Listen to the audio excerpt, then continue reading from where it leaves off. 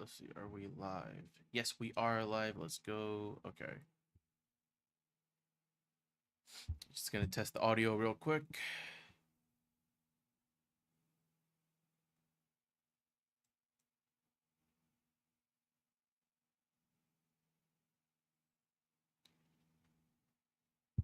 Okay, I might need to turn up my microphone volume.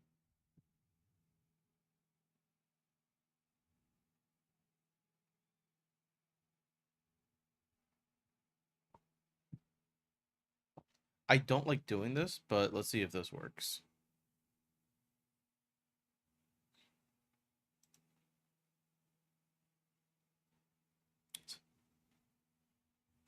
Oh, there we go. Yep, we're good. All right. Gotta wait for a few more people to come in.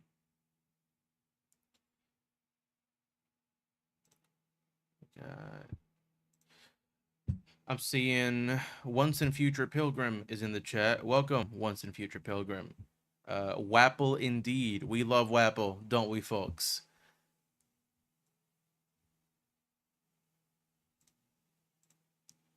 Okay.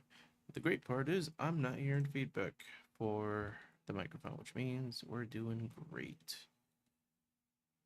Meantime, I'm gonna start setting this up. Let's see if this looks good. I'm gonna peek into. Yep, perfect, perfect. Oh, this is wonderful.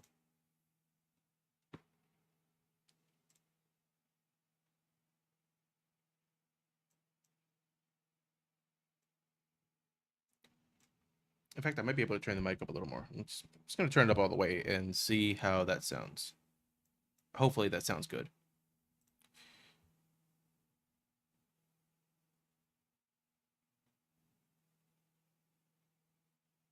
Sounds good. Okay. So it is 7:30 p.m. EST.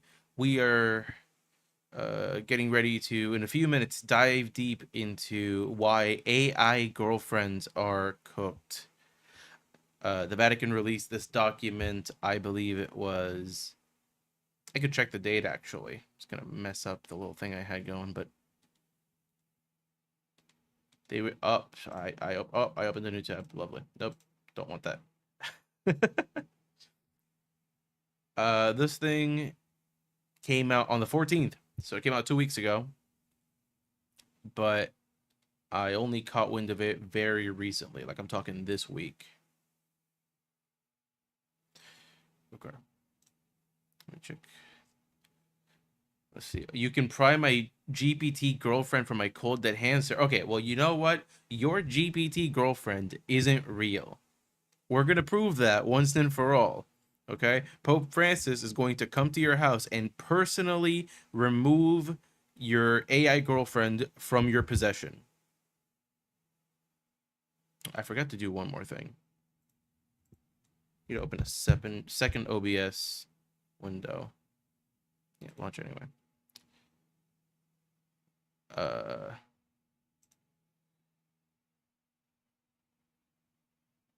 And it's taking a bit.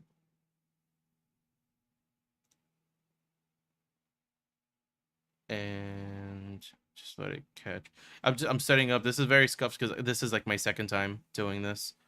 I hope the first instance isn't suffering from this. I don't think so.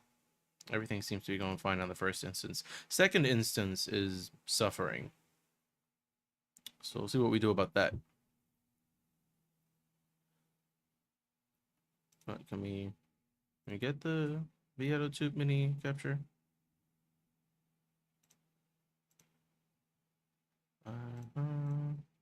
It's not capturing the PNG tuber.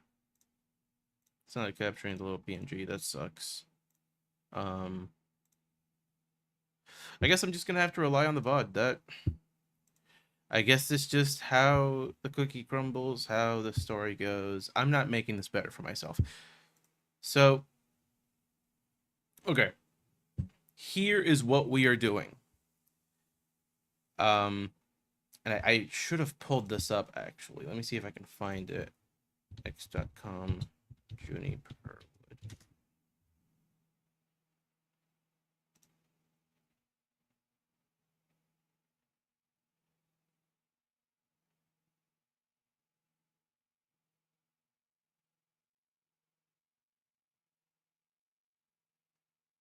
Oh, dude, okay. Something I hate about how Twitter handles people not being logged in.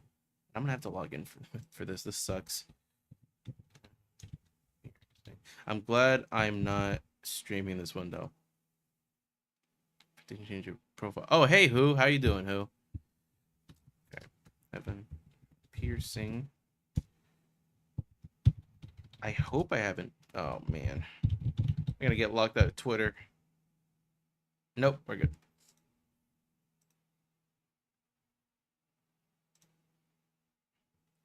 We're gonna find Junie here.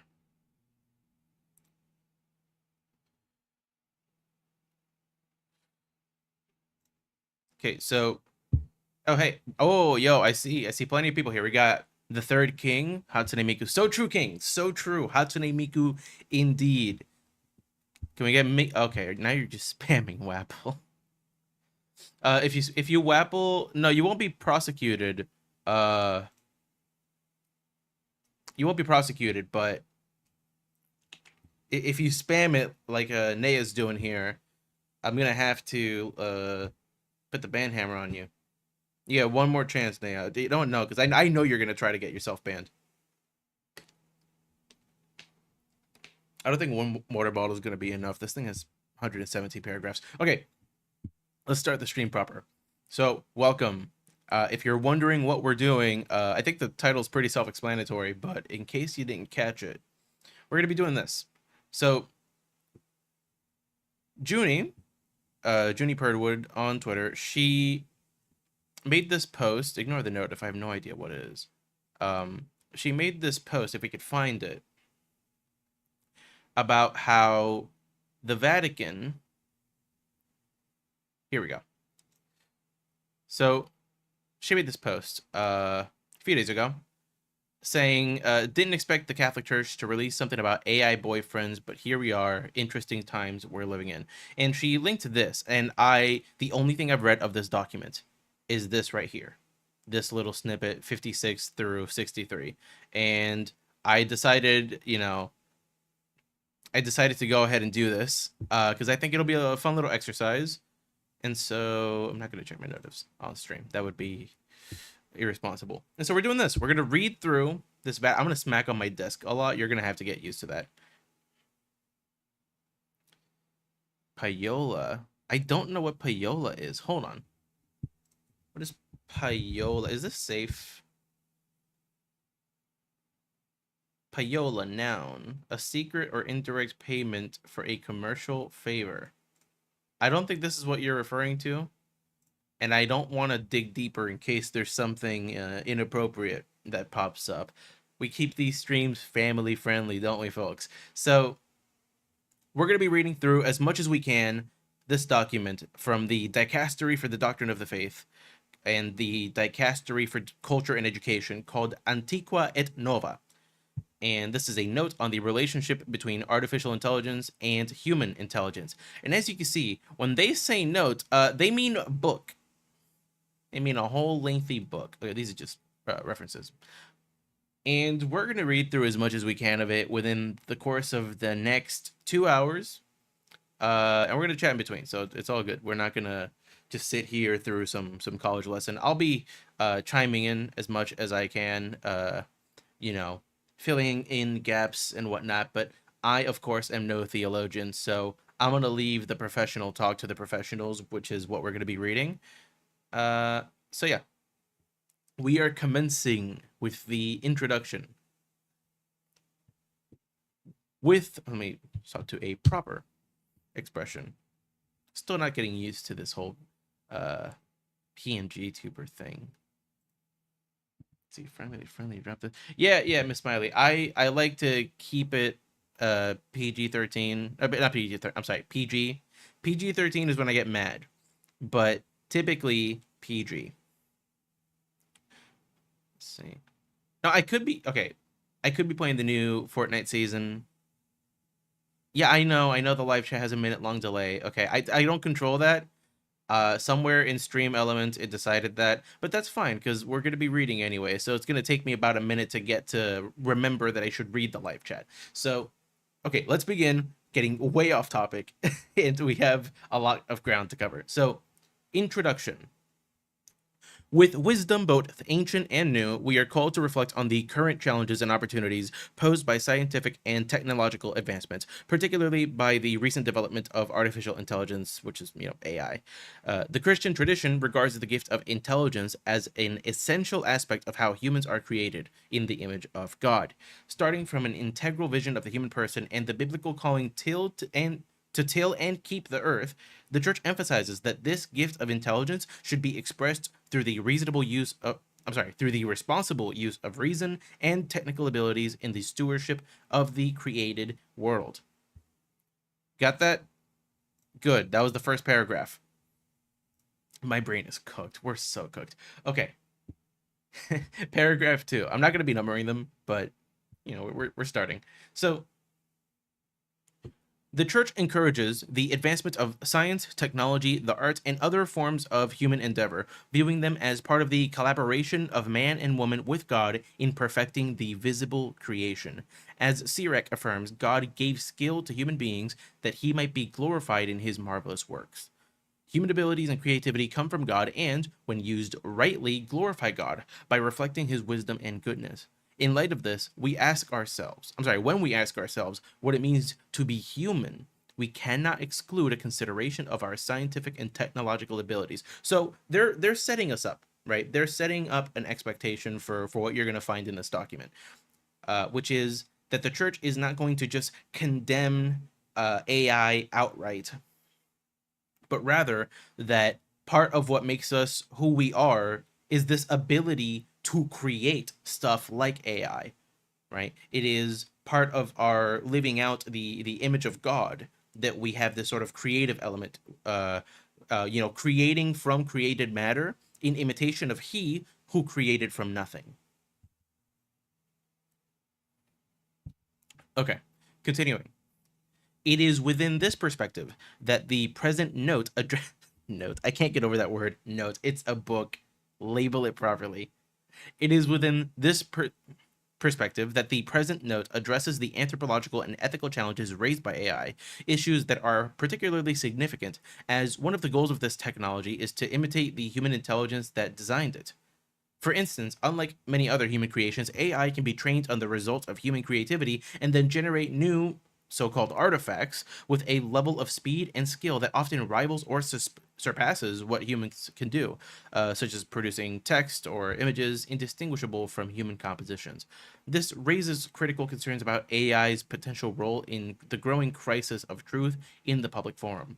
Moreover, this technology is designed to learn and make certain choices autonomously, adapting to new situations and providing solutions not foreseen by its programmers, and thus, it raises fundamental questions about ethical responsibility and human safety, with broader implications for society as a whole.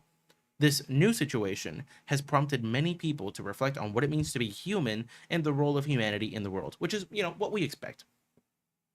AI, unfortunately, because humans don't know when to stop, was inevitable. And just as inevitable was the sort of onslaught of questions about what it means to be human, what it means to be us, what it means to be made in the image and likeness of God, and what separates us from AI. These things that we create. Well, how are they any different from the human beings that we create when we procreate? And is there anything about them that is inferior? Is there anything about us that is more unique? These are all questions that were going to be, inevitably asked when technology reached a certain point. So it's good that the church is sort of setting this up in the beginning. It's not treating this like some sort of mystery. This is very much expected. This is well within what you should what you should expect if you're going to have a society that's going to keep technologically advancing. Eventually this was going to come up, and it's good that the church isn't acting surprised by this. Paragraph 4.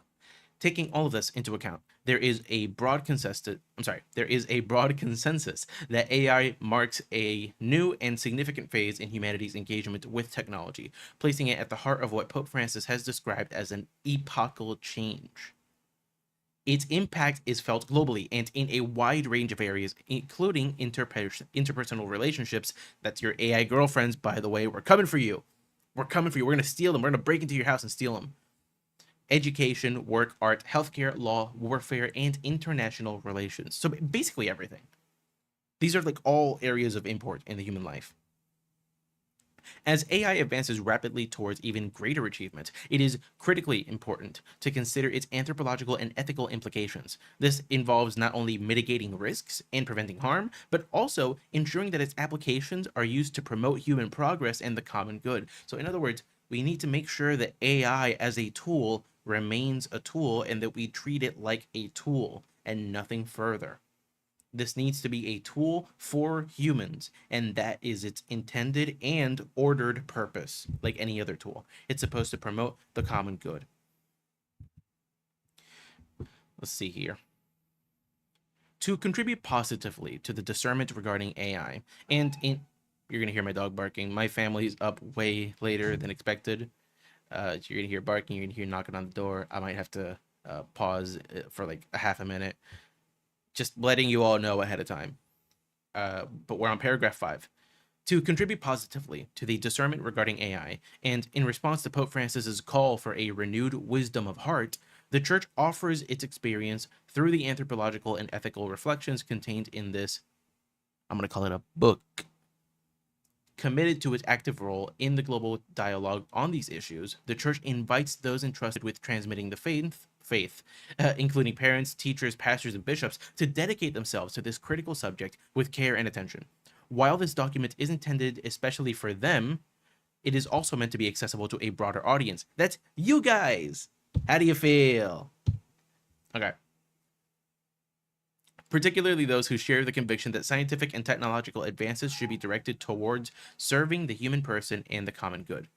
To this end, the document begins by distinguishing between concepts of intelligence in AI and in human intelligence. It then explores the Christian understanding of human intelligence, providing a framework rooted in the Church's philosophical and theological tradition. And finally, the document offers guidelines to ensure that the development and use of AI uphold human dignity and promote the integral development of the human person and society. This dog is very annoying. We made it past part 1, chat. Aren't we happy, folks? I know we're happy about this one. Okay, so getting back to it. What is artificial intelligence? The concept of intelligence in AI has evolved over time, drawing on a range of ideas from various disciplines. While its origins extend back centuries, a significant milestone occurred in 1956 when the American computer scientist John McCarthy organized a summer workshop at Dartmouth University to explore the problem of artificial intelligence, which he defined as, and this is very important, that of making a machine behave in ways that would be called intelligent if a human were so behaving. So that's like writing books, that's communication, that we're talking like verbal communication with human language. We're talking coming up with ideas. We're talking about artistic endeavors like creating art.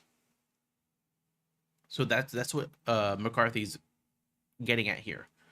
This workshop launched a research program focused on designing machines capable of performing tasks typically associated with the human intellect and intelligent behavior.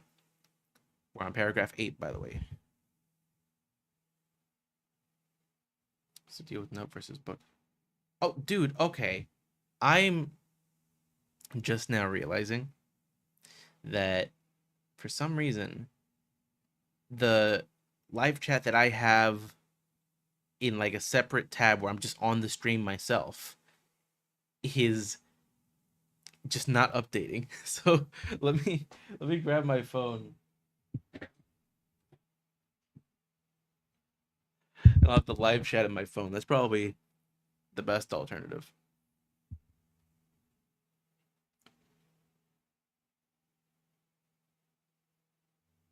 It's not connected to the internet either, so it should be... It's not connected to the Wi-Fi, so it shouldn't slow down the stream. Yeah. It's rough.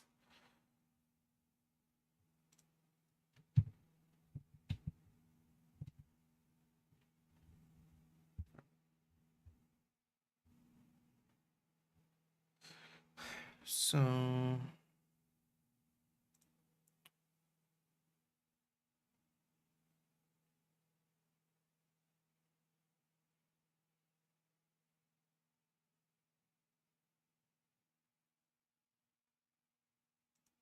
oh, I'm seeing what it is.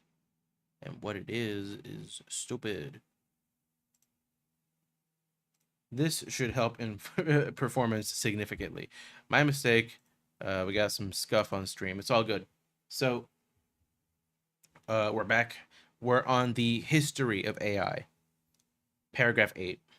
Since then, AI research has advanced rapidly, leading to the development of complex systems capable of performing highly sophisticated tasks. These so-called narrow AI systems are typically designed to handle specific and limited functions, such as translating languages, predicting the trajectory of a storm, classifying images, answering questions, or generating visual content at the user's request. While the definition of intelligence in AI research varies, most contemporary AI systems, particularly those using machine learning, rely on statistical inference rather than logical deduction. See, where they're already setting up a difference between machine AI, statistical inference, machine intelligence, which is statistical inference, and human intelligence, logical deduction. By analyzing large data sets to identify patterns, hey, this dog, I'm gonna, let me see if I can't get this dog to shut up.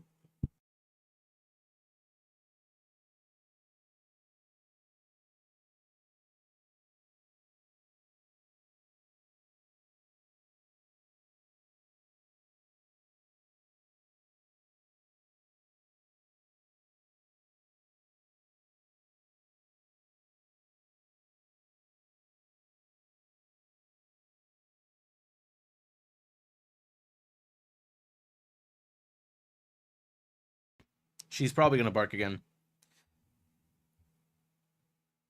All right, let's see. Once a future pilgrim says, I wonder if this will go into the extent that government should regulate AI. I bet it will. I bet it will. I think, if anything, it should be getting to that sooner rather than later. Actually, you know what? No, it's a gamble. Either it's really early on or it's very late into the document. So, yeah, I don't know.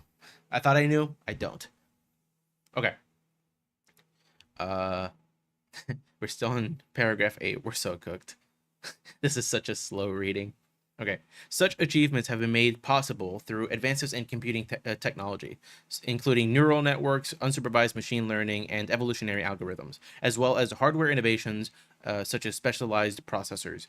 Together, these technologies enable AI systems to respond to various forms of human input, adapt to new situations, and even suggest novel solutions not anticipated by their original programmers. Due to these rapid developments, advancement, many tasks once managed exclusively by humans are now entrusted to AI. These systems can augment or even supersede what humans are able to do in many fields, particularly in specialized areas such as such as data analysis, image recognition, and medical diagnosis.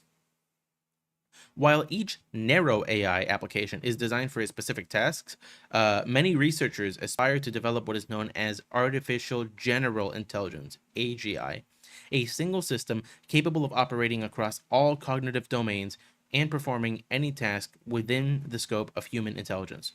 Some even argue that AGI could one day achieve the state of superintelligence, surpassing human intellectual capacities, or contribute to super longevity through advances in biotechnology.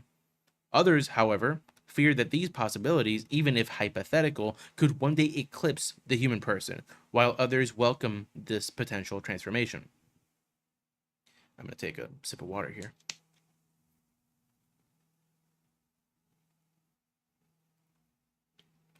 Y'all want a piercing heaven water drinking stream? Would that be good? Probably not. Okay. So yeah, this document it's very interesting. It's already getting into the controversy, right? Which is some people, I'm gonna be real, they clap their hands like seals whenever they see some AI thing, some new, oh, look at that. And I don't mean to be mean to old people, but boomers, y'all really fell for this one. Y'all really drank the Kool-Aid. with this one. It's unbelievable. By the way, I just learned the other day that drinking the Kool-Aid is a reference to Jim Jones. I didn't know about that whole incident until like a few days ago. But that's getting off topic. Um, I think boomers and Gen X, they really drank the Kool-Aid with this thing.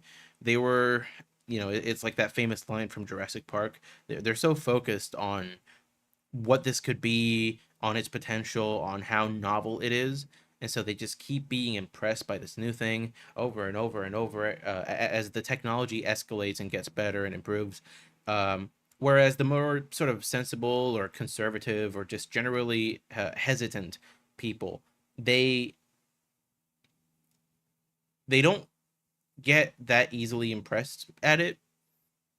They try to poke holes at it, say this doesn't look right, that doesn't look right, this sentence is very generic, anybody could write this, or this sentence doesn't even make sense, and they just try to pick at it. And you could argue that that's being pedantic. I think that they're just trying to find I'm seeing the chat right now. I think that they're just trying to find um I don't know. I don't know. It might just be the case that they're trying to find some anything that they could do, anything that they could criticize about AI so that you don't have to, I don't know, so that you could at least showcase, even if performatively, you can at least showcase some sort of disdain for it or opposition to it. Just like let people know, like, hey, we shouldn't just like accept this. And you might call them pedantic, and if they're obsessed with it, then yeah, that's disordered. But I kind of get it. I kind of get why they're pedantic, because the more these things improve, the less you're going to be able to criticize about them. And frankly, just the deep criticisms of like, this isn't real art, or this, art requires a soul in order to bring it about, because that's a creative endeavor that only a human with a soul made in the image and likeness of God can do. But those sort of critiques aren't popular. They don't catch on. They don't get mainstream, because they're deep. They require a lot of introspection, or they at least require people to care enough about the surface, about stuff beyond the surface. So it's not very popular to talk about those things. I'm seeing here in the chat. Once in future pilgrim, my boomer dad is obsessed with AI. He always sends me AI edits of himself. Well, that's exactly what I was talking about. Yeah, and I saw this when I was talking about boomers. Yeah, it's really sad, and I think it just represents. I'm not going to get into generational warfare here very much, but it sort of represents the boomer mentality of like, just take all the cool new stuff and don't think about the consequences because you're too old to care and you're going to die soon. And I don't like that mentality. And I think that's part of the reason why we're here now, because people who are developing AI are just as focused on the next new thing, even if they're young, as the boomers are. So yeah, that's my 2 cents on it. We're gonna keep going. We have 108 more paragraphs to go. Okay. So, uh yeah. Paragraph 10. Underlying this and many other perspectives on the subject is the implicit assumption that the term intelligence can be used in the same way to refer to both human intelligence and AI. Yet, oh, this is interesting, yet this does not capture the full scope of the concept. In the case of humans, intelligence is a faculty that pertains to the person in his or her entirety. Whereas in the context of AI, intelligence is understood functionally, often with the presumption that the activities characteristic of the human mind can be broken down into digitized steps that machines can replicate. I love this so much. I love this very clear, concise, and no nonsense differentiation between intelligence when referring to a human and intelligence when referring to AI. One of them is a faculty that pertains to the person in his or her entirety, and the other is functions. I love it. I love it. It's wonderful. This functional perspective is exemplified by the Turing test, which considers a machine intelligent if a person cannot distinguish its behavior from that of a human. However, in this context, the term behavior refers only to the performance of specific intellectual tasks and does not account for the full breadth of human experience, which includes abstraction, emotions, creativity, and the aesthetic, moral, and religious sensibilities.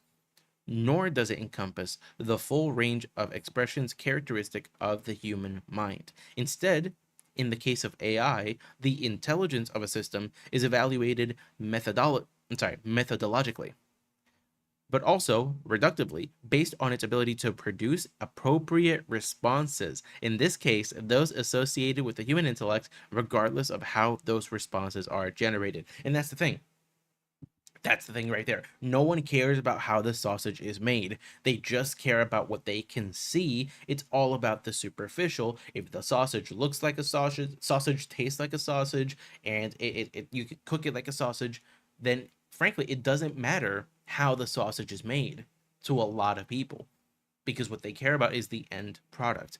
That's why you have so many people, again, older generations, pushing for this idea that like it's okay for certain jobs to be made obsolete because of AI, because all they care about is like the functionality. It makes sense that the same people who cheer on automation would be the same sorts to be like, oh yeah, AI is so cool. Like they go hand in hand because it's a very I want to say consequentialist mindset, but I don't think that quite applies. We're gonna keep reading though. Smiley said base, so true, so true. Let's see. AI's advanced features give it sophisticated abilities to perform tasks, but not the ability to think. I can't think right now because they're saying everything so much better than I could possibly say it.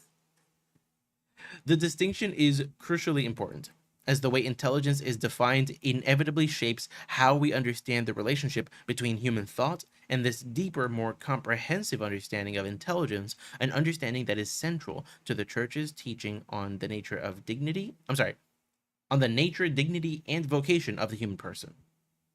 Wow. Third King says, "Would you eat a sausage that was if it was made from a cat? Probably. If I couldn't tell, like if you didn't tell me and you just gave me the sausage, I could probably eat it no problem whatsoever.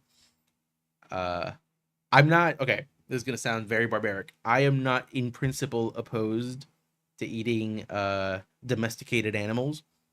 I do think that it's important to keep a distinction between food animals and domesticated animals.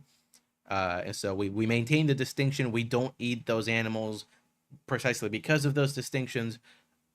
I don't know. Would I be grossed out if you told me that I ate a sausage and then afterwards, like, or rather, like, if I ate a sausage and then you told me that it came from a cat? Would I be like disgusted? Probably on like an emotional basis, because you know you emotionally bond with these animals. But would I be in principle opposed to it? Would I be like disgusted out of like nature? Probably not. It's probably a nurture thing. Oh wow, we got big comments here. Okay. Once and future pilgrim. Artificial intelligence reminds me of when the Vala Aule created the dwarves in the Cimmerillion.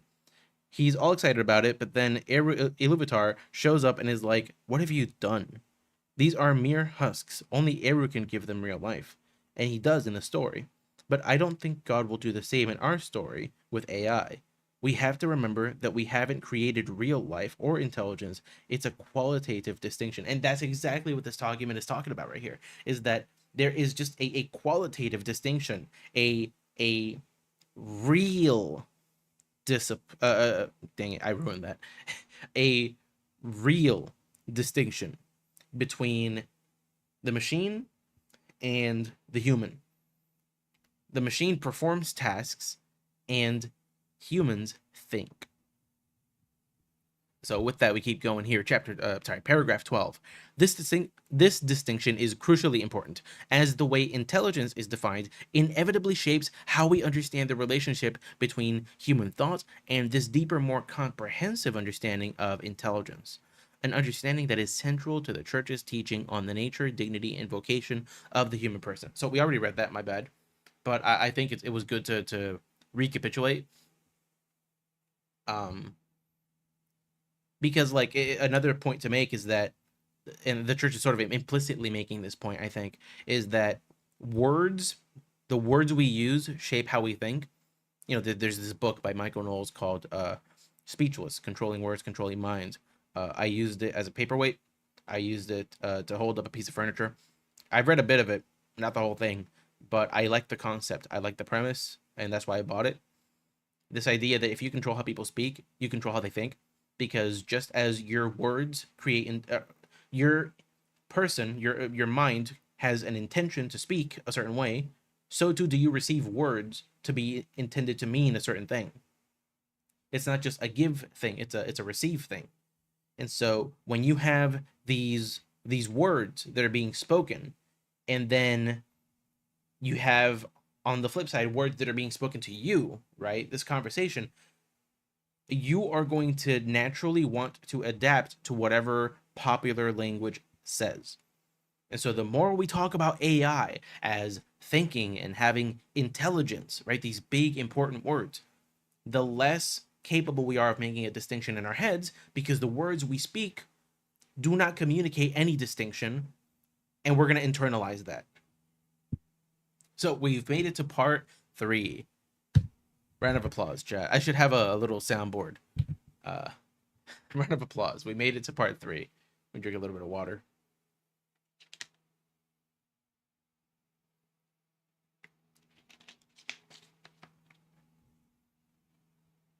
Okay.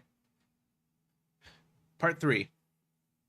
Intelligence in the philosophical and theological tradition. This is going to get very technical, I can imagine. So first, rationality. From the dawn of human self-reflection, the mind has played a central role in understanding what it means to be to be human. Aristotle observed that all people by nature desire to know.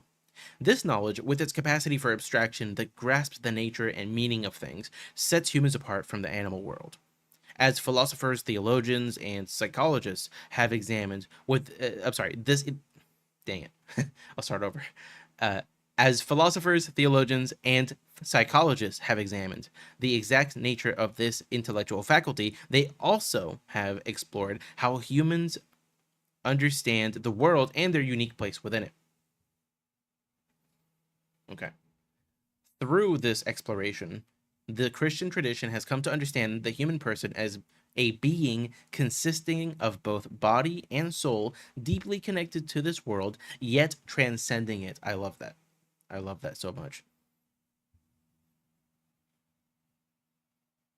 We should call it processizing. Yeah, that might be good.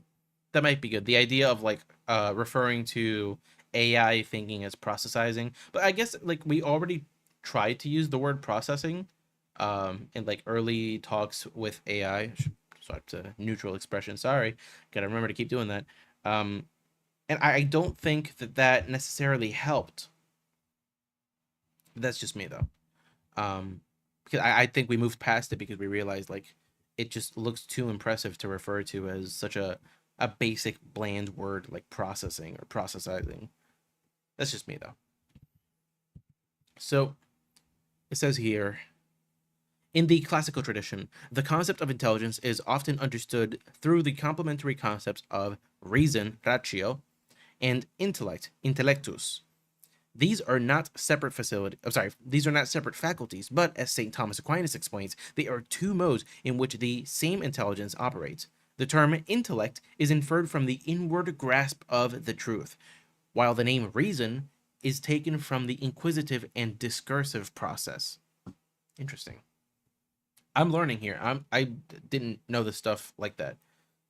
Algorithm, algorithming. No, because that's what YouTube does. The thing is large language models just look different to us. They are the most human like. And so you say algorithming like that, just that has the connotation of social media algorithms, and you're not gonna get past that just by pushing through. But yeah, keep coming up with ideas, but we'll see. In the we already read that. Sorry. Yep. Okay. So this concise description highlights the two fundamental and complementary dimensions of human intelligence. Intellectus refers to the intuitive grasp of the truth, that is, apprehending it with the eyes of the mind. That's not pagan, by the way. Any Protestant watching this, that's not pagan. Okay? Interpret it charitably, as you should with your Christian brothers. So I just know, bro. If this catches the eye of some people on Twitter, it's over. Okay. Which precedes and grounds argumentation itself. So in other words, like intellectus, the intellect refers to sort of like interior grasp of what the truth is, you know. And then ratio pertains to reasoning proper, the discursive analytical process that leads to judgment. Together, intellect and reason form the two facets of the act of intelligere, the proper operation of the human being as such. Lovely. Paragraph 15. Describing the human person as a rational being I'm sorry. I'm tweeting this video with hashtag pagan. No, don't. You do not know the storm that you are inciting. Okay. Paragraph 15. Describing the human person as a rational being, dang it, as a rational being does not reduce the person to a specific mode of thought, but rather it recognizes that the ability for intellectual understanding shapes and permeates all aspects of human activity. Whether exercised well or poorly, like some of you, this capacity is an intrinsic aspect of human nature. By the way, the you, that's me. Yeah, that's me. Yo, Jeremy's in chat. What's up, Jeremy? Said I'm late. We got VTuber piercing heaven before Elder Scrolls 6. So true, King. So true. Welcome to the stream. We're reading Antiqua et Nova. A little late on this, but I found out late, so not really my fault. I don't keep up with Vatican news. Okay, we're gonna continue.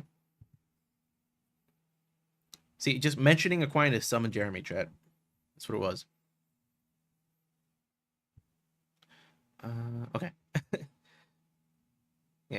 Yeah, so whether exercised well or poorly, this capacity is an intrinsic aspect of human nature. In this sense, the term rational encompasses all of the capacities of the human person, including those related to knowing and understanding, as well as those of willing, loving, choosing, and desiring. It also includes all corporeal functions closely related to these abilities. This comprehensive perspective underscores how, in the human person created in the image of God, reason is integrated in a way that elevates, shapes, and transforms both the person's will and actions. Okay, that was a lot, but we're moving on to the next part, which is embodiment. First part was rationality. Next is embodiment. And take another sip of water. Give me mod. Okay, let me see if I've never given anyone mod before.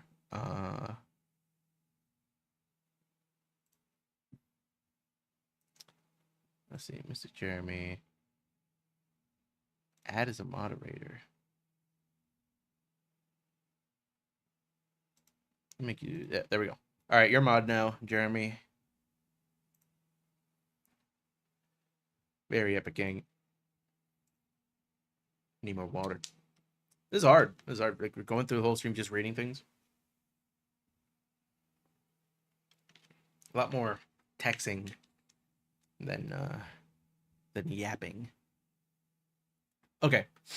So, paragraph 16. Embodiment. Christian thought considers the intellectual faculties of the human person within the framework of an integral anthropology that views the human being as essentially embodied.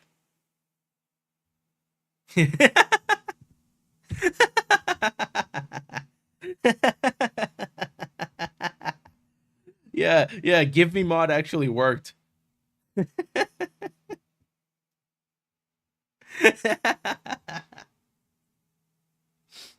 Okay. Dang it, I lost my place.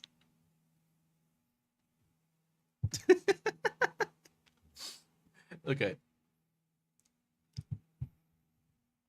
Yeah, I lost it. I have to start over.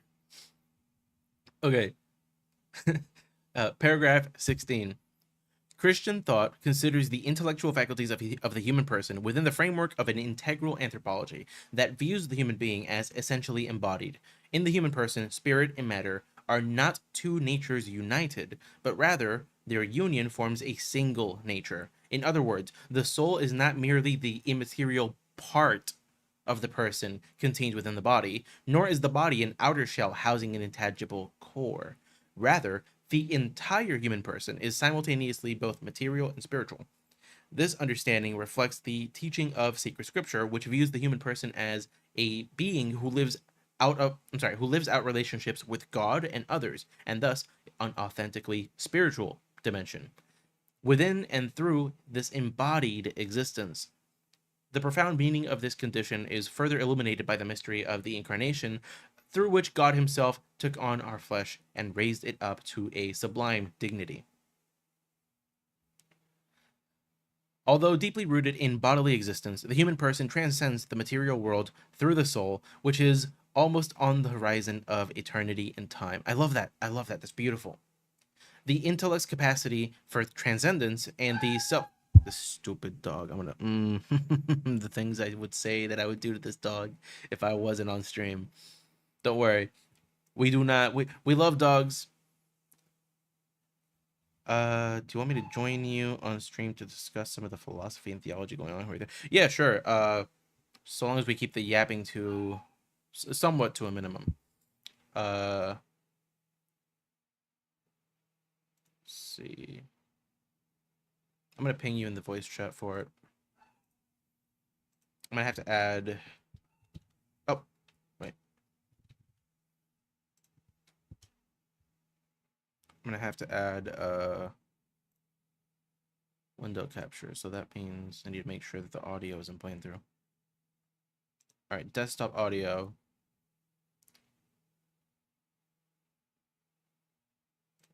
And then, all right, Jeremy, I pinged you in the VC. Let me know if you're able to join.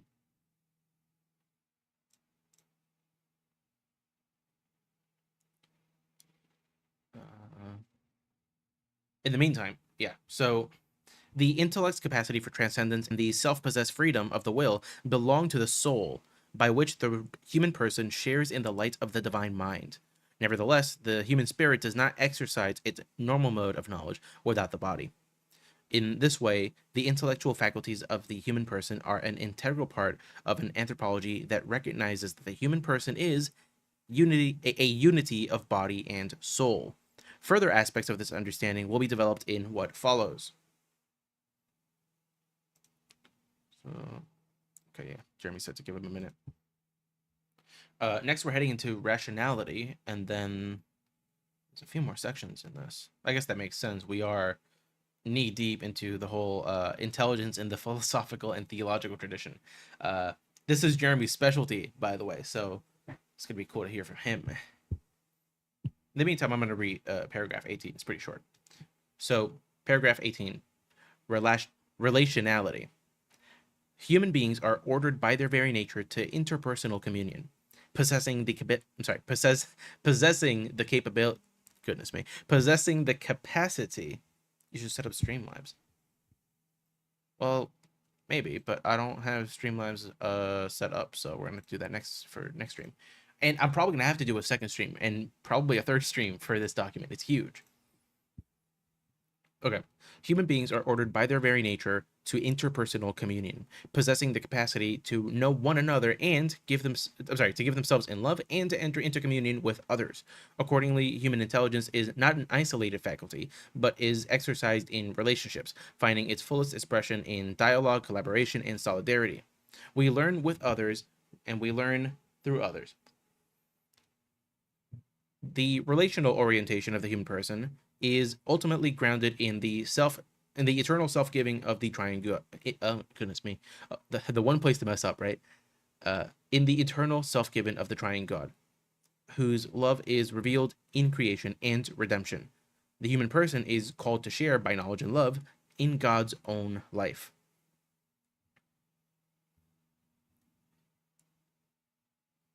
Let's see. This vocation to communion with God is necessarily tied to the call to communion with others. Love of God cannot be separated from love of one's neighbor. By the grace of sharing God's life, Christians are also called to imitate Christ's outpouring gift by following his command to love one another as I have loved you.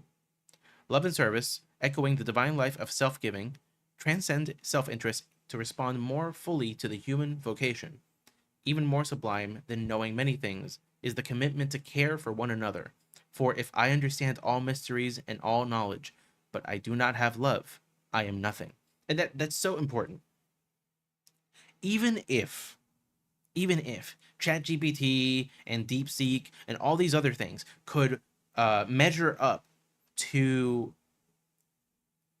being able to grasp concepts properly and understand them and learn and all this stuff, even if they had just straight up brains and a whole neural network and everything, none of it means anything because machines cannot love.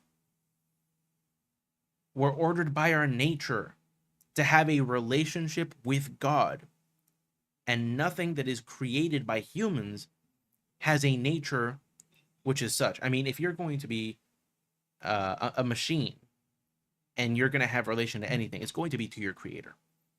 And the machine's creator in this instance would be another human.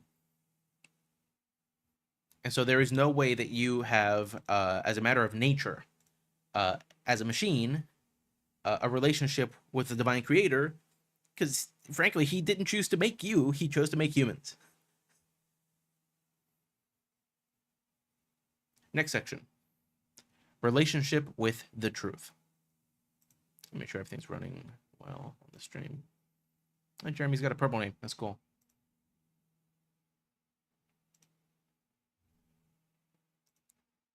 Let's see. So, relationship with the truth. Human intelligence is ultimately God's gift fashioned for the assimilation of truth. In the dual sense of intellectus ratio, it enables the person to explore realities that surpass mere sensory experience or utility. Since the desire for truth is part of human nature itself, it is an innate property of the human person.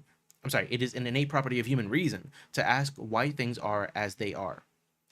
Moving beyond the limits of empirical data, human intelligence can, with genuine certitude, attain to reality itself as knowable. Yeah, Naya, you can just demand mod. I'm not going to give it to you because I don't want to, but you could ask for it if you wanted. While reality remains only partially known, the desire for truth spurs reason to always go further. Indeed, it is as if reason were overwhelmed to see what it can always go to see that it can always go beyond what it has already achieved.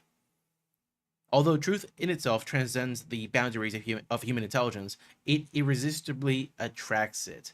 Drawn by this attraction, the human person is led to seek truths of a higher order. And then that's just, you know that from life experience. You do. Like, you always want to know the more important things, right? Maybe you want to focus on something stupid. Maybe it's because you find it entertaining, you find it enjoyable, but fact of the matter is that you don't really have a serious endeavor for truth, which is content to just learn about the tiny things. You're always going to want to figure out enough to satisfy your deepest curiosities, your deepest desire for truth. So, you know, you look at like a little kid, right? A 5-year-old kindergartner, and he wants to know why. Tell him anything. Tell any child anything, and they will ask, why? Well, you can't do that. Why? Because why? And whether they know it or not, they're ascending this, what did it call it? They're ascending this order of truths, and they're going higher and higher up the ladder of like the importance of these truths. See, little kids are like little philosophers, really. Okay. See here. Okay, paragraph 22. This innate drive toward the pursuit of truths is especially evident in the distinctly human capacities for semantic understanding and creativity. So, let me see something. Okay.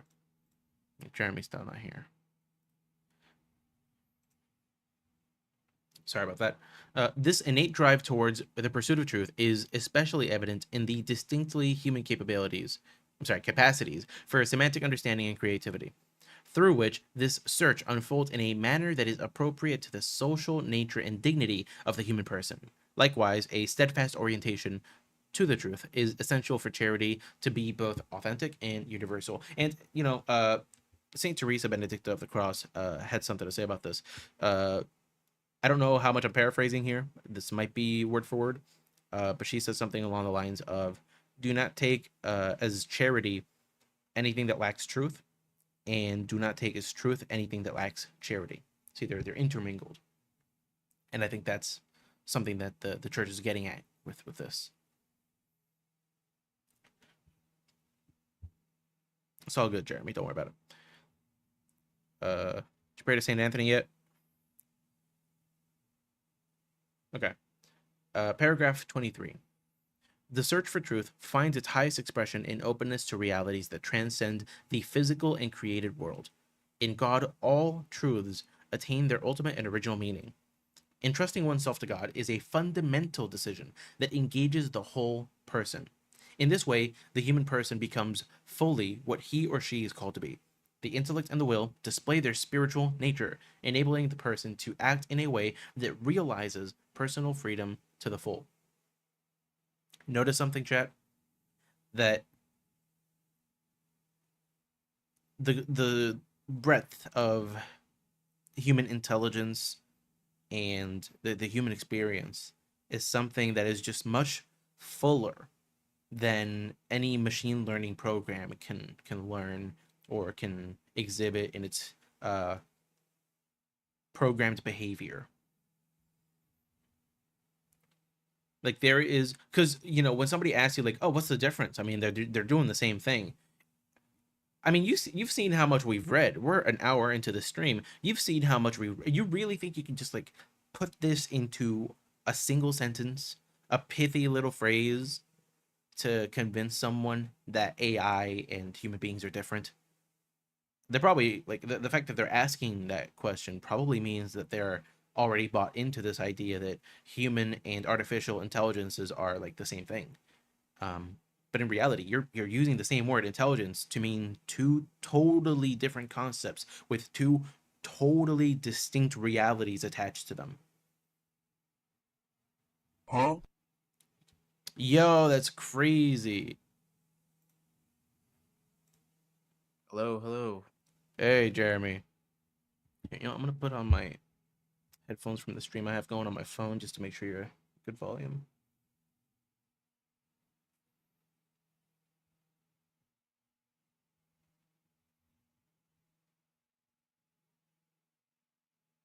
Okay, yeah, we're good.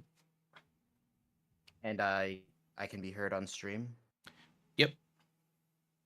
All right, cool.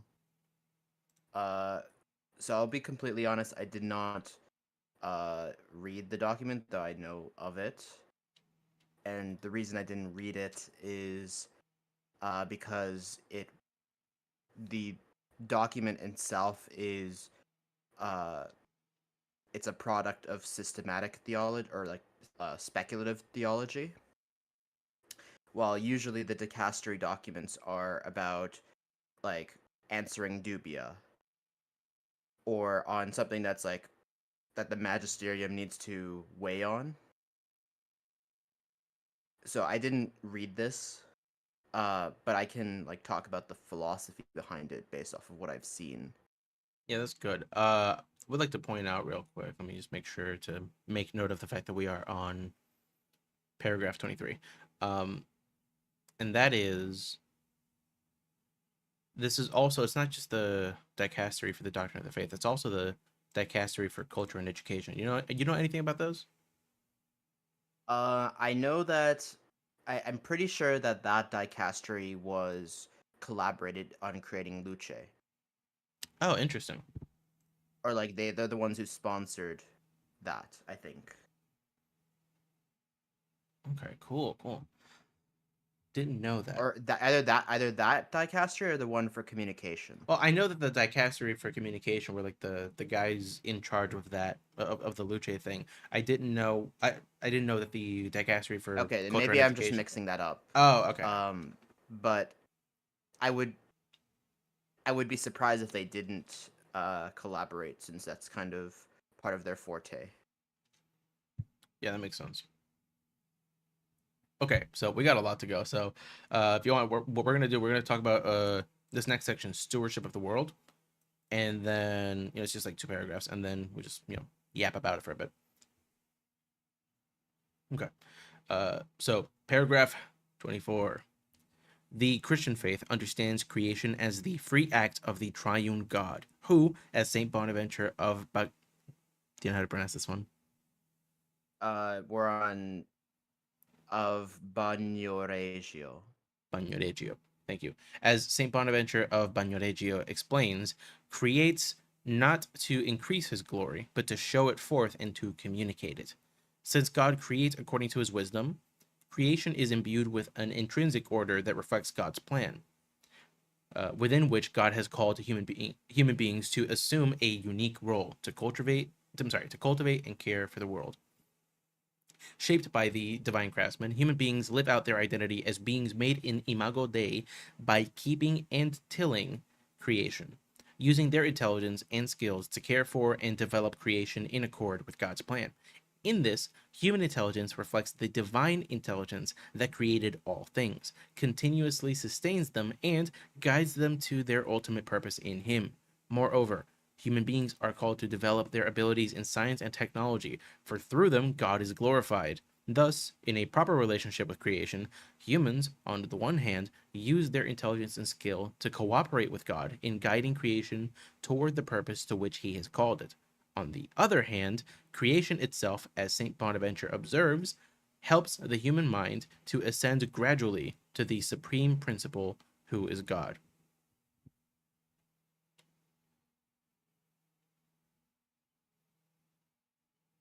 I'll be real. So I just want to Oh yeah, go I ahead. want to comment on just the fact that they called him Saint Bonaventure of Bagnoregio.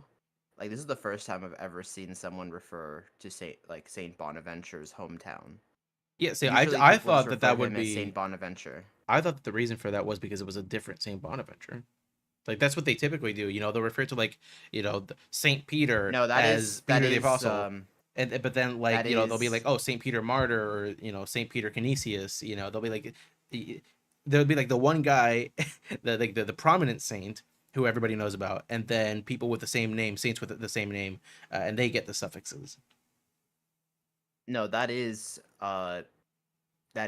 the same Bonaventure. It's Okay. not a separate person. Uh, so there's two things going on in this section. Uh, First is about how why God creates in the first place, and Saint Bonaventure here is expressing the common scholastic opinion on why God creates, and he creates for his glorification. But uh, and this kind of goes into the order of the logical order of the divine decrees. But everyone agrees that the reason he creates is to glorify himself. Right. But uh, how it needs to be understood is that when we're talking about God creating in order to glorify himself by showing forth his goodness, uh, this glory is not to be understood as him increasing his glory or gaining glory, because he already has glory in himself. Right. And because it is the glory of the divine, it's of infinite value. So there's no further glorification that God can apply to himself, Right. but rather he is showing forth his glory. The glory that exists within him is proceeding outwards through creation. Uh, and that's part of the reason why God creates intelligible beings to so that he could show forth his goodness in them, and God also shows forth his glory by being uh, the final end of all things.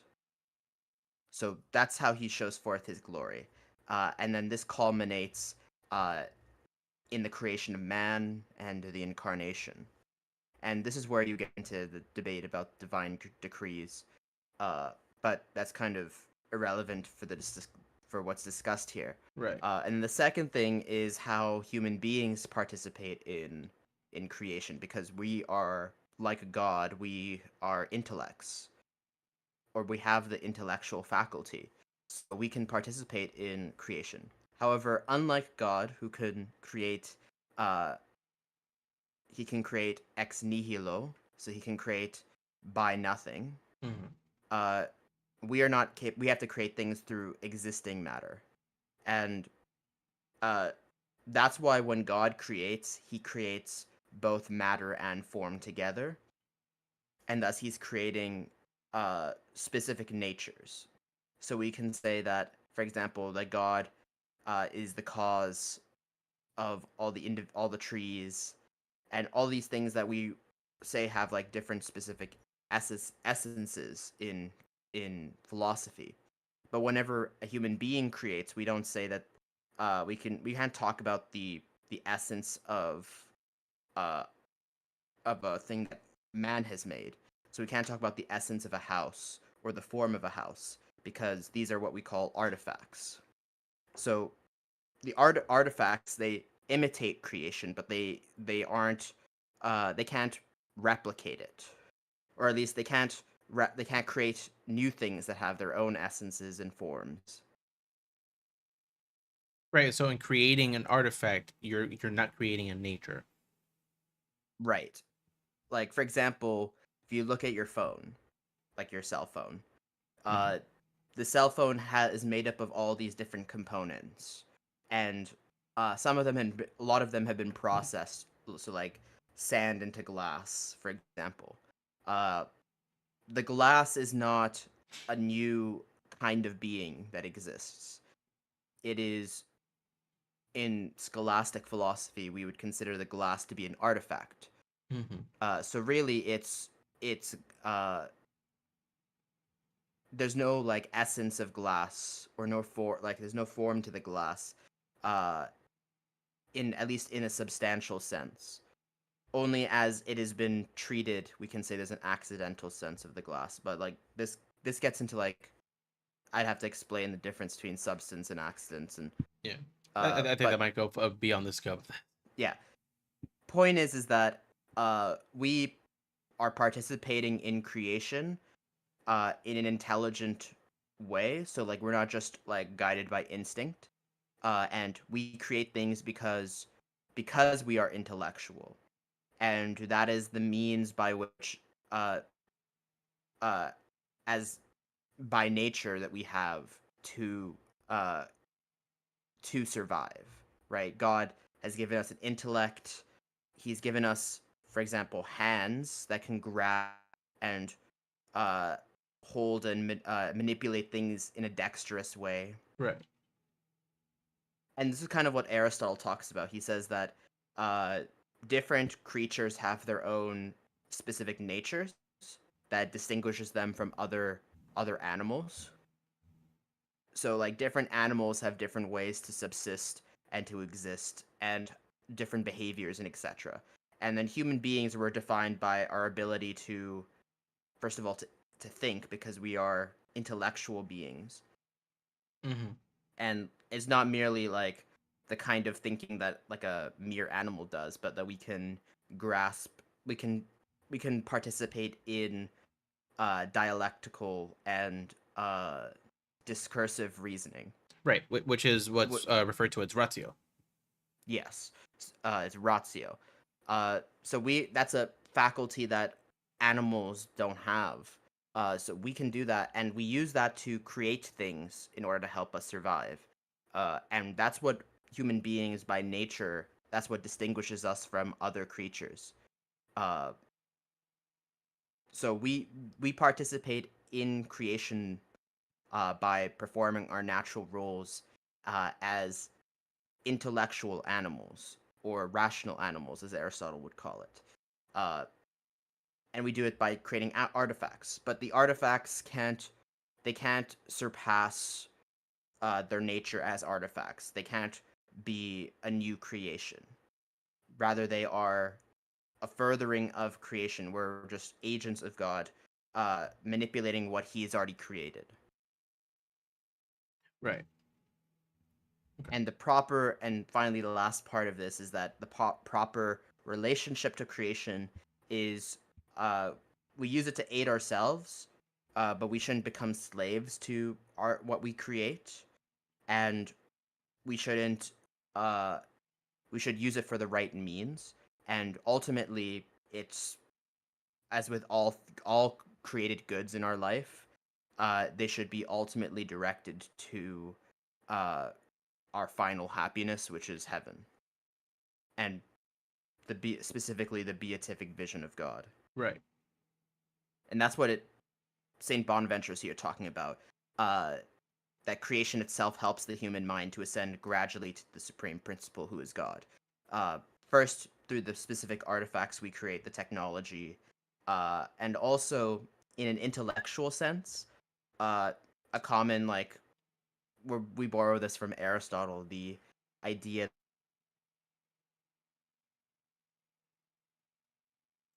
Oh, Jeremy, I lost you.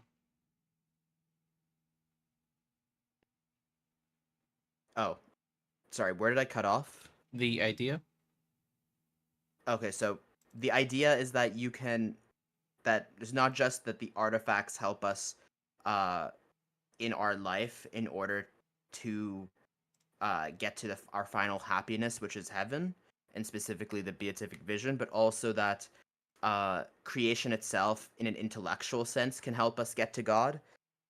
Because, and we borrow this from Aristotle, that um, the that we can observe created things in the world, and from those things we can reason to God. So this goes back not just to Aristotle, but also to Romans. I forgot which chapter of Romans, but there's a part in Romans where Paul says that uh, from created things we can know God, and therefore the no one is free from guilt. Okay. So creation itself, not just in our artifacts, but also just in itself, in an intellectual way, we can. It helps the human mind to ascend to God, and this is actually a Catholic dogma that I was defined at the First Vatican Council that uh, that there's an anathema attached to denying that uh, we can know God uh, by natural reason alone through created things. If you deny this, uh, you would be incurring heresy as a censure. Okay. Good to So, know. I don't want to be censored. but anyways, uh, these are like all the different ways in creation, how creation, when properly used, can help us get to God. But then we shouldn't replace God with creation, or we shouldn't. There shouldn't be a confusion of the natural order.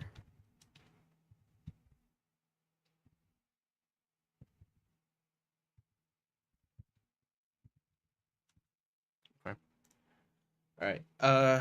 So we're gonna move on to the next section.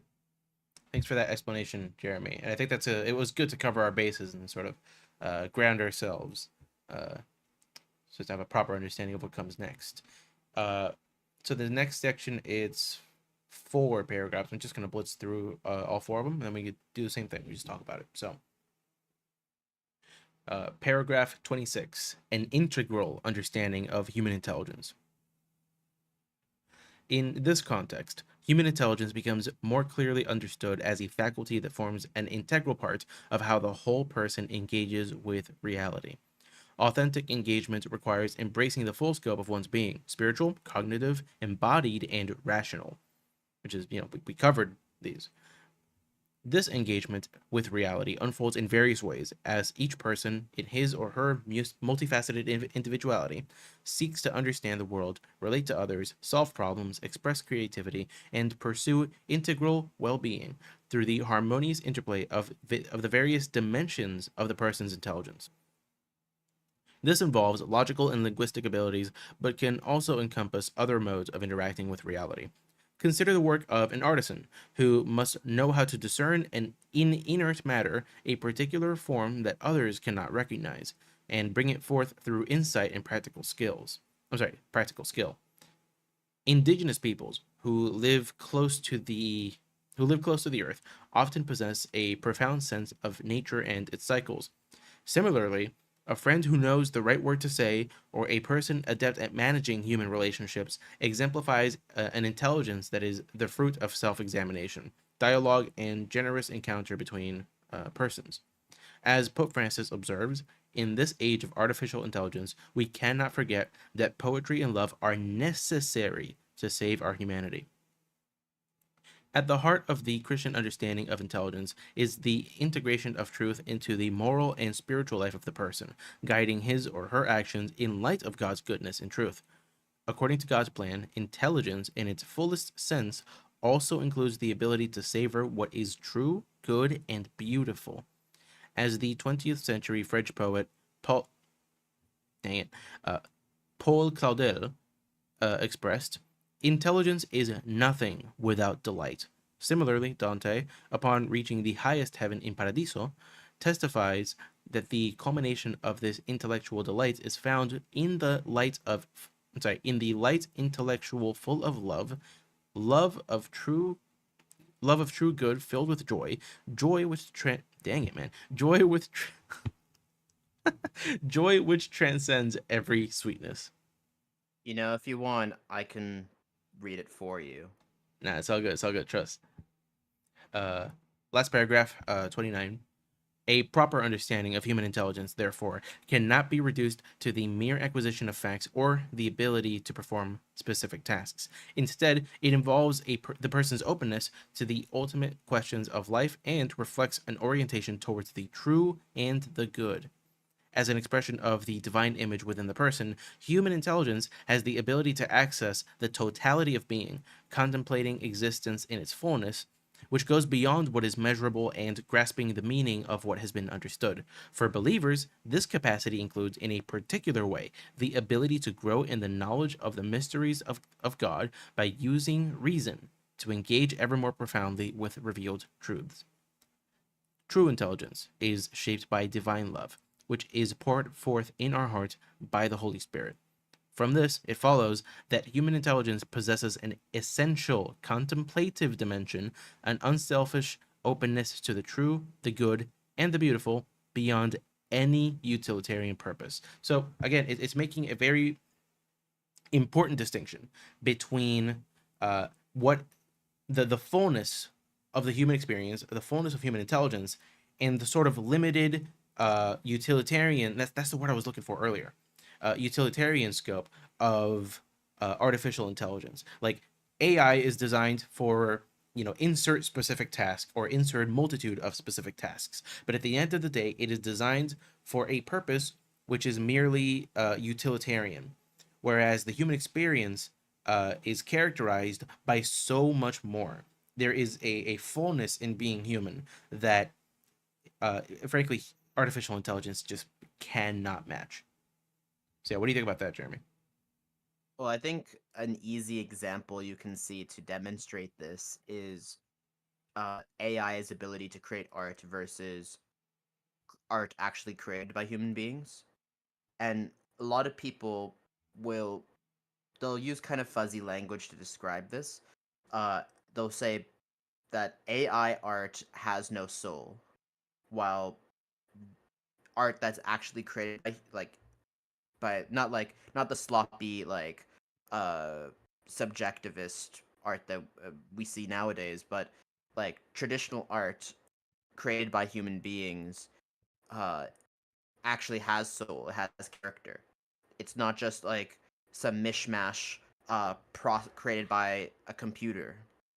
Uh, and what it means for it to have soul is that it's not merely just like an algorithm that is taking a bunch of images and like splicing them together, but rather uh, it's someone who understands the different characteristics of art, how to create good art, uh, and the different like qualities of art, like perspective, color, etc. So when it's very easy to see whether an art piece of art was created by AI or not. I think that's uh that is a manifestation of the fact that AI is not actually creative. It's just splicing things together in a way that it was trained to do.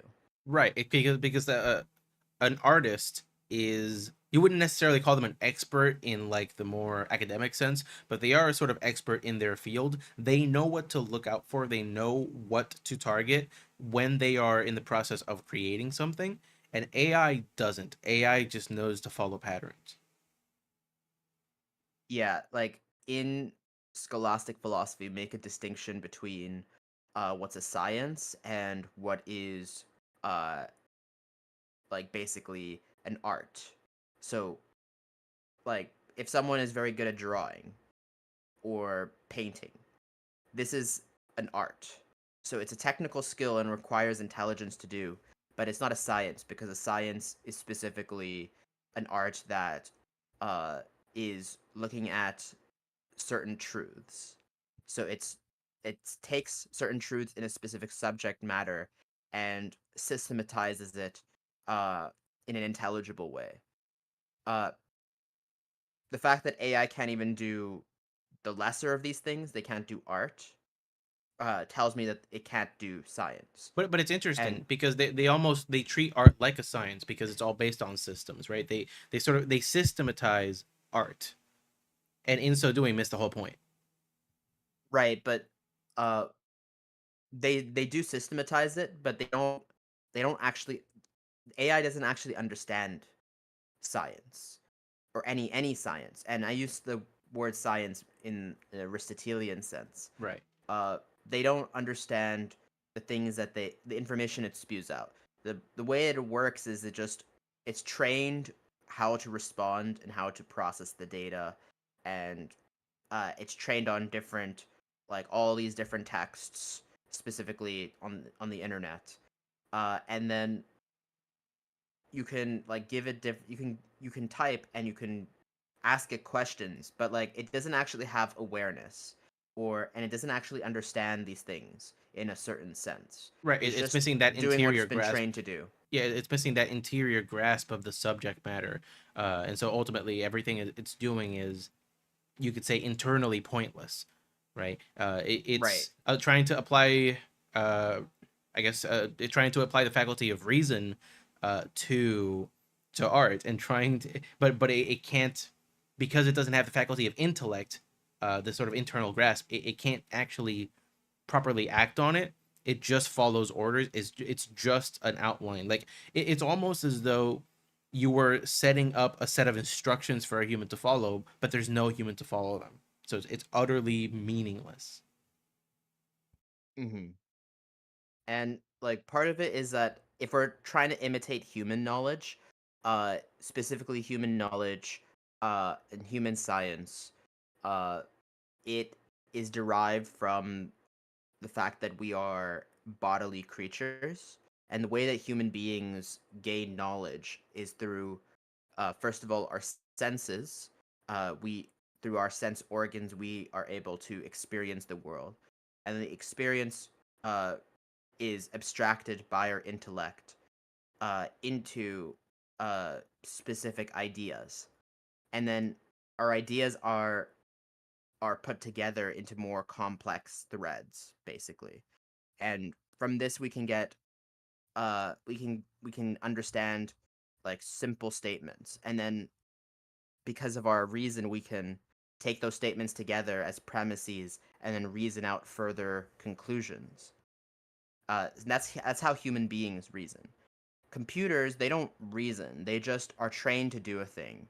Uh, I remember a computer science teacher told us in like the first class that the first thing that everyone should know about computers is that computers are dumb. They can't work without human input at some level. They are just uh like without human input they are nothing.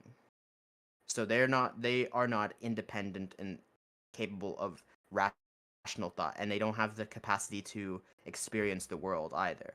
So all they're doing is just uh, running off the algorithm and the data that they're given, and trying to basically just do what they're trained to do. Right. And It's almost as though they're like writing on a notebook. When you find something that's been created by AI, quote unquote created, generated would be a better word. When you find something that's generated by AI, it's almost as though you're looking at a notebook that was written by no one. Just a bunch of right, loose, like unintentional, meaningless, directionless notes, sprawled all over the page. like if we like took away all the data that it has, it wouldn't be able to answer as many questions as it can now. Uh, it's specific, like it directly sources from what actual people have said. Right, just like how a student may directly source his notes on his notebook from a teacher. Right. Yeah, that makes sense. Okay, so we've got this final section. I think because the next section is rather long, uh, part four is rather long. I think it would be best to limit ourselves to these last six paragraphs, the section limits of AI, and then after that, the stream. So let's do this. The limits of AI, paragraph 30.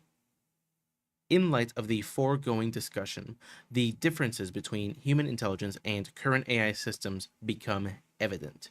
While while AI is an extraordinary technological advancement capable of imitating certain outputs associated with human intelligence, it operates by performing tasks, achieving goals, or making decisions based on quantitative data and computational logic. For example, with its analytical power, AI excels at integrating data from a variety of fields, modeling complex systems, and fostering interdisciplinary connections. In this way, it can help experts collaborate in solving complex problems that cannot be dealt with from a single perspective or from a single set of interests, which is really interesting, right? And that's AI working as a tool properly. However, even as AI processes and stimulates? Oh, I'm sorry. Those are verbs. However, even as AI processes and stimulates certain expressions of intelligence, it remains fundamentally confined to a logical mathematical framework, which imposes inherent limitations. Human intelligence, in contrast, develops organically throughout the person's physical and psychological growth, shaped by a myriad of lived experiences in the flesh. Although advanced AI systems can learn through processes such as machine learning, this sort of training is fundamentally different from the developmental growth of human intelligence, which is shaped by embodied experiences, including sensory input, emotional responses, social interactions, and the unique context of each moment. These elements shape and form individuals within their personal history. In contrast, AI, lacking a physical body, relies on computational reasoning and learning based on vast datasets that include recorded human experiences and knowledge. Consequently, although AI can simulate aspects of human reasoning and perform specific tasks with incredible speed and efficiency, its computational abilities represent only a fraction of the broader capacities of the human mind. For instance, AI cannot currently replicate moral discernment or the ability to establish authentic relationships. Moreover, that's your AI girlfriends. That's your AI girlfriends, chat. Okay. Moreover, human intelligence is situated within a personally lived history of intellectual and moral formation that fundamentally shapes the individual's perspective, encompassing the physical, emotional, social, moral, and spiritual dimensions of life. Since AI cannot offer this fullness of understanding, approaches that rely solely on this technology or treat it as the primary means of interpreting the world, can lead to a loss of appreciation for the whole, for the relationships between things, and for the broader horizon. Human intelligence is not primarily about completing functional tasks, but about understanding and actively engaging with reality in all its dimensions.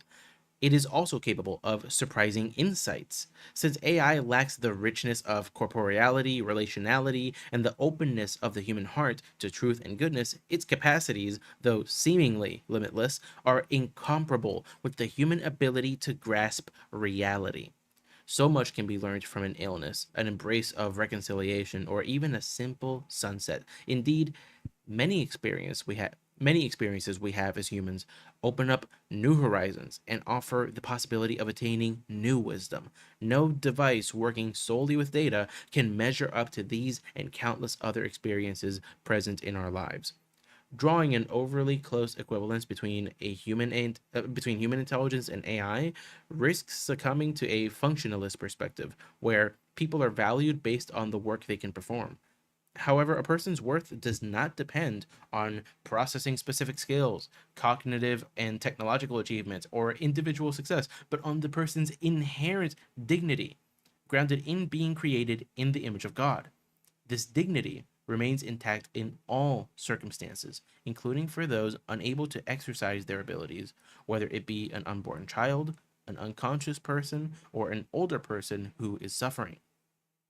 It also underpins the tradition of human rights, and in particular, what are now called neuro rights, which represent an important point of convergence in the search for common ground, and can thus, uh, serve as a fundamental ethical guide in discussions on the responsible development and use of AI. Considering all these points, as Pope Francis observes, the very use of the word intelligence in connection with AI can prove misleading and risks overlooking what is most precious to the human person. In light of this, AI should not be seen as an artificial form of human intelligence, but rather as a product of it. Wow, that was a lot. What do you think of Jeremy? I mean, I think it's just this is kind of just a summation of what was discussed in this part. I I would think say that's so. the yeah. Um, the fact that our dignity is not grounded in our ability to list out facts or specific skills, but rather it is grounded in the fact that we are created in the image of God, and that this image is manifested in our ability to reason, and this ability to reason goes beyond what AI is capable of, and it also extends to the fact that uh, even if a particular human being is impeded from their ability to reason, like they have some sort of intellectual disability, they still have dignity because they are rooted in the image of God, uh, and they're just not able to fulfill the potential that belongs to the nature of human beings. Right. Uh, I think another thing I and wanted to point out real quick, mhm. or maybe it's not really quick, but I want to reiterate a section here. It's I think 32. Um, I'll summarize it. It's when it's talking about how, frankly, AI is not working with all of the information. It doesn't have enough input because all it has as input is data. It doesn't have the input, not just of like what motivates the generation of information, but just the information itself. The five senses: touch, smell, sights, human experiences like getting sick or losing a loved one. Like these are things that teach you information that AI has no way to reliably learn, and of course, no ability to understand, as we touched upon earlier with its lack of intellect. And so I find it really interesting, and frankly, I'm impressed that the church has taken AI's biggest selling point, which is information, and has totally debunked it by saying you don't have all the information. We as human beings have more information than you do, and it's more varied and it's more valuable. And so, And even on its also biggest selling point, the church has attacked AI by saying that we are better even then. and also the church counters the idea that mere information is what defines intellectual ability. Like the faculty of reasoning is not just having information. Like we don't. No one will can like it's not reasonable to say that someone who is good at trivia is an intelligent person. All it really means is that they're good at memorizing facts.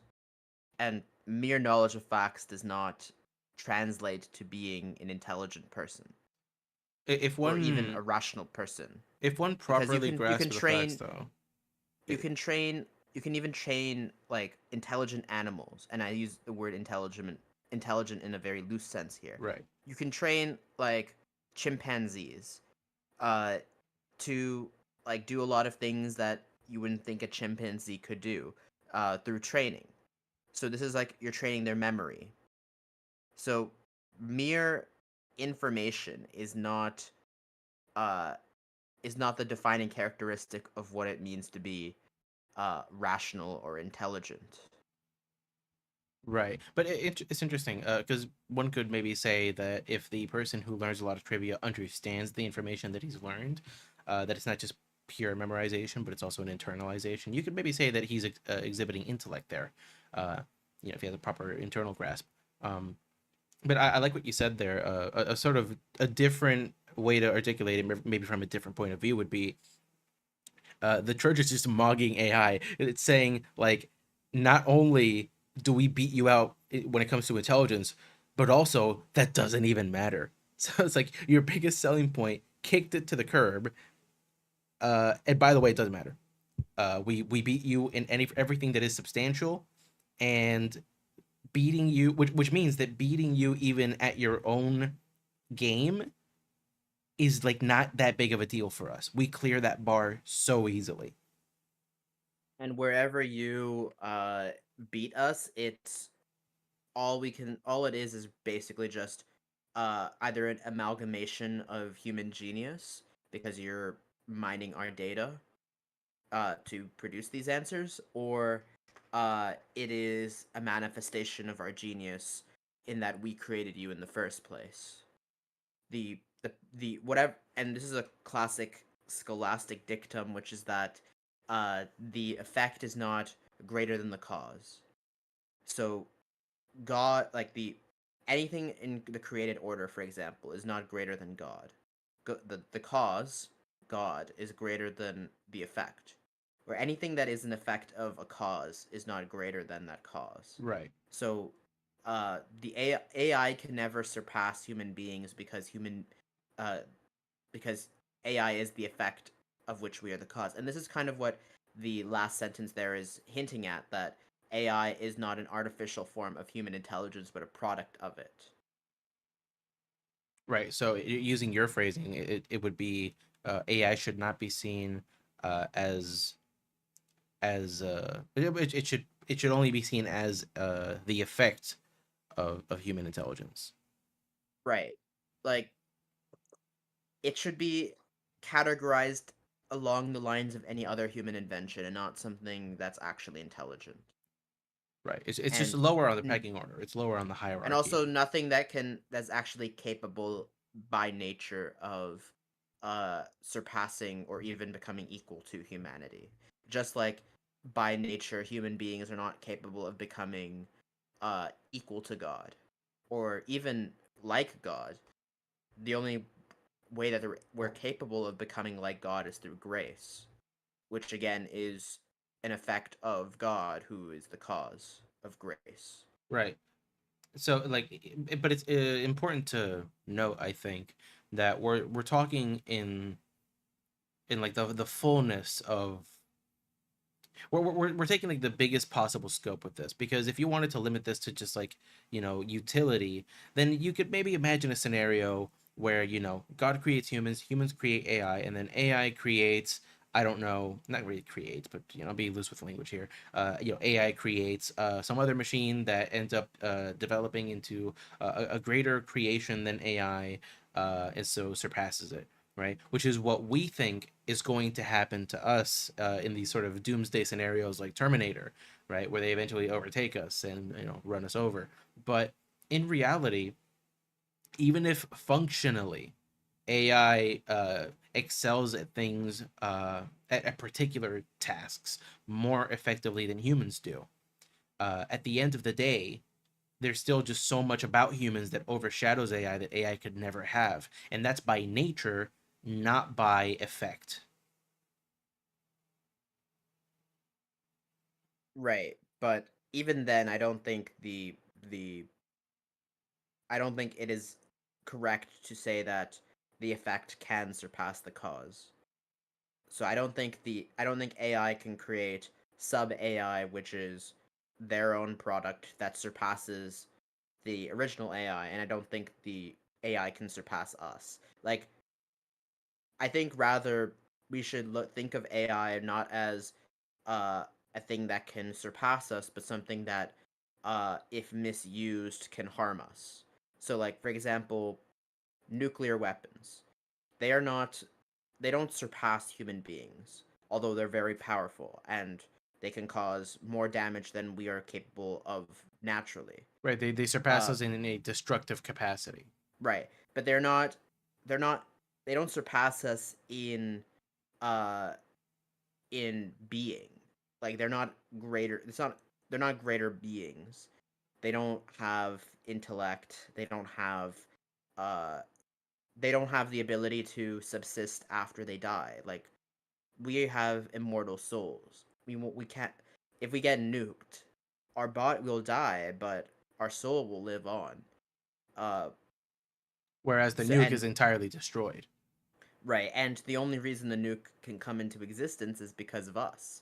So the nuclear technology, for example, is uh it's like misused, and then that's how you get nuclear weapons. Right. Uh and I think similar thing is what the concern is with AI, which is that not that AI is going to surpass us like in the Terminator or Matrix, like where they actually like do become intelligent, but rather that they are just they're just a very dangerous technology if not regulated properly, can be misused in the wrong hands.